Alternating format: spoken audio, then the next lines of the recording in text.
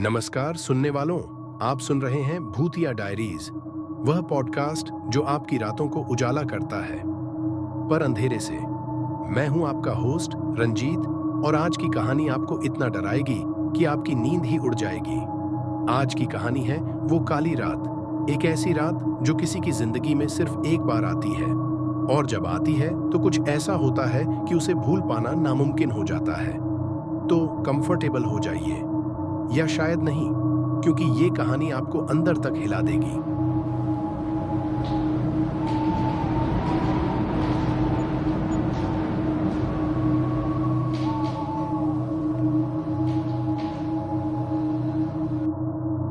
ये कहानी है एक छोटे से गांव की जो घने जंगलों के बीच बसा हुआ था।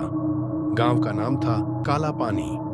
नाम से ही समझ आता है कि ये जगह कितनी डरावनी थी। गांव के लोग रात होते ही अपने घरों में दुबक जाते थे, क्योंकि उनका मानना था कि जंगल में कुछ ऐसा रहता है जो रात के अंधेरे में जागता है।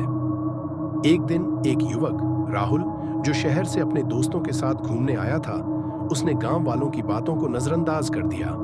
उसका दिमाग था ये सब अंधविश्वास है। उसने अपने दोस्तों को गांव के बाहर एक पुराने खंडहर हो चुके हवेली में रुकने का सुझाव दिया। हवेली का दरवाजा धीरे से खुला, जैसे किसी ने उसे अंदर से खोल दिया हो। अंदर का माहौल बर्फ जैसा ठंडा था। दीवारों पर जाले लटके हुए थे और हवा में एक अजीब सी गंध थी, जैसे सड़े हुए फूलों की। राहुल और उसके दोस्तों ने ऊपर की मंजिल पर जाने का फैसला किया।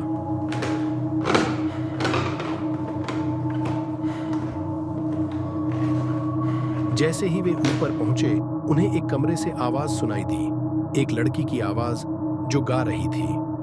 गीत के बोल थे, चंदा मामा दूर के, पुएं पकाएं बूढ़ के।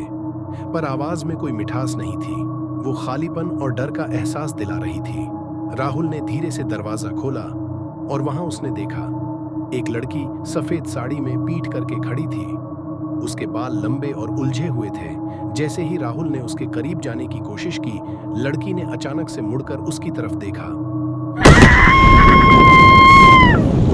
उसका चेहरा वो चेहरा नहीं था। उसकी आंखें खाली थीं और उसके मुंह से खून की धार बह रही थी। राहुल और उसके दोस्त वहां से भागे, पर जैसे ही वे नीचे पहुंचे, हवेली का दरवाजा अपने आप बंद हो गया। उस रात के बाद राहुल और उसके दोस्त कभी वापस नहीं आए। गांव वालों का कहना है कि हवेली में एक लड़की की आत्मा रहती है, जिसे उसके ही परिवार ने धोखे से मार डाला था, और अब वो हर उस शख्स को अपने साथ ले जाती है जो उसकी हवेली में कदम रखता है।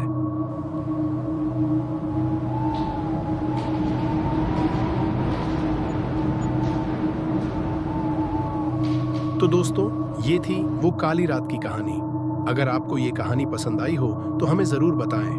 और हाँ, अगली बार जब आप किसी पुरानी हवेली के पास से गुजरे तो याद रखना, कभी अंदर मत जाना, क्योंकि कौन जाने किसका इंतजार वहां आपके लिए हो। फिलहाल के लिए इतना ही। मैं हूं रंजीत और आप सुन रहे थे भूतिया डायरीज। शुभ रात्रि और सावधान रहना, क्योंकि अंधेरा हमेशा देख रहा होता है।